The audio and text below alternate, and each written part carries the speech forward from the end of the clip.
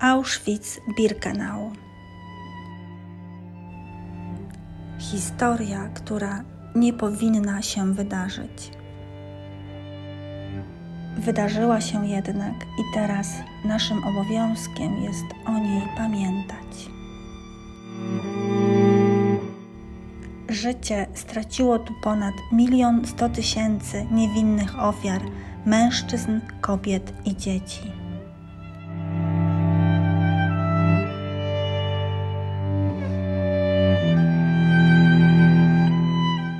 W 1947 roku z inicjatywy ocalałych więźniów utworzono w tym miejscu muzeum, które sprawuje opiekę nad reliktami poobozowymi.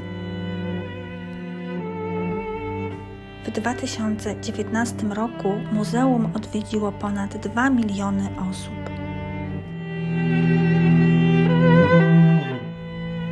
Obóz Auschwitz, utworzony na terenie przedwojennych koszar wojskowych, początkowo stanowiły 22 murowane baraki.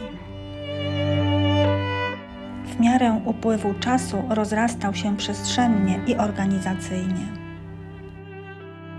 W szczytowym okresie, który przypadał na lato 1944 roku, obejmował już około 40 km² terenu. W tym czasie przebywało w obozie ponad 135 000 więźniów.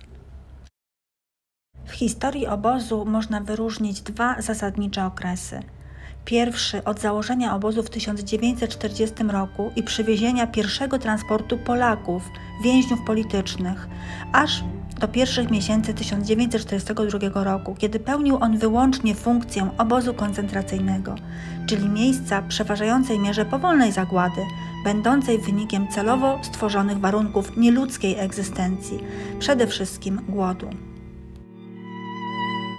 Drugi okres, liczony od pierwszych miesięcy 1942 roku do października 1944, kiedy obóz ten, pełniąc nadal funkcję obozu koncentracyjnego dla więźniów różnych narodowości, od połowy 1942 roku głównie dla Żydów, Polaków i Cyganów, równocześnie pełnił funkcję największego ośrodka natychmiastowej, masowej zagłady Żydów, przywożonych tutaj w ramach akcji zagłady ludności żydowskiej z całej Europy.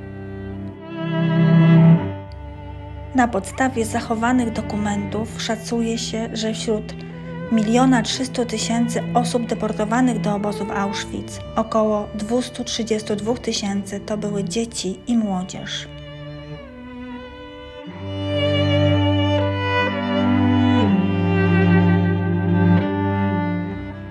Szczerze zachęcam do zapoznania się ze szczegółową historią tego miejsca i zachowanymi w oryginale dowodami zbrodni osobiście lub na stronie www.auschwitz.org. Miej na uwadze, że to się stało naprawdę, a więc znowu może się zdarzyć. Może zdarzyć się wszędzie.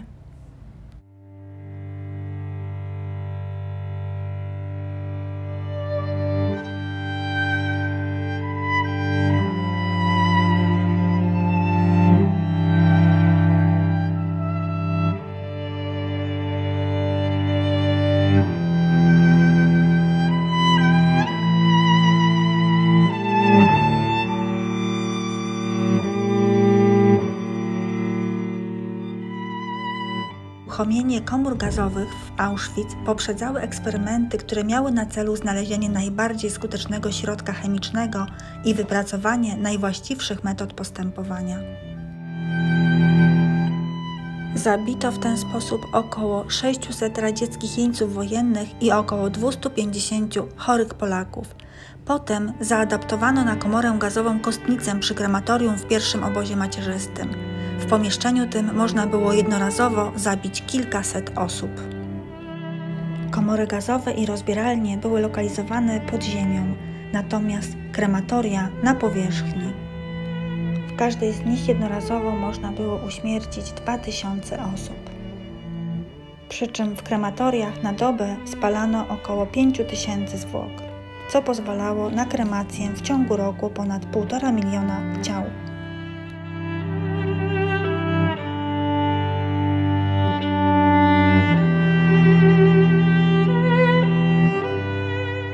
otoczonym murem podwórzu bloku nr 11 wybudowano ścianę straceń. Rozebrani do naga skazańcy ustawiani do egzekucji parami ginęli od strzału w tył głowy. Zwłoki wyrzucano do ciężarówki i przewożono do krematorium.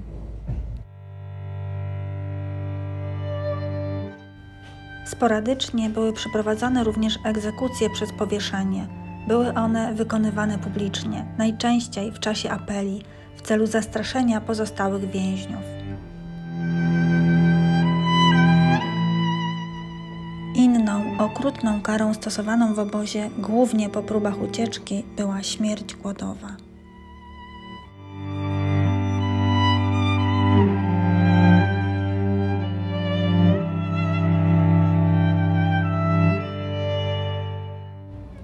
Auschwitz-Birkenau. Największy z ponad 40 obozów wchodzących w skład kompleksu. W 1941 roku uruchomiono w Brzezińce urządzenia masowej zagłady, komory gazowe przeznaczone do masowego zabijania Żydów, przywożonych do Brzezinki w ramach realizowanej przez Hitlera całkowitej zagłady Żydów w Europie. To tutaj zginęła większość, przypuszczalnie około 90% ofiar obozu Auschwitz, a zatem około 1 miliona ludzi. W zdecydowanej większości, ponad 90%, byli to Żydzi. Ofiary obozu zagłady cierpiały głód, strach, poniżenie, choroby, wiodąc życie w uwłaczających godności warunkach. Pamięć o nich nie może umrzeć.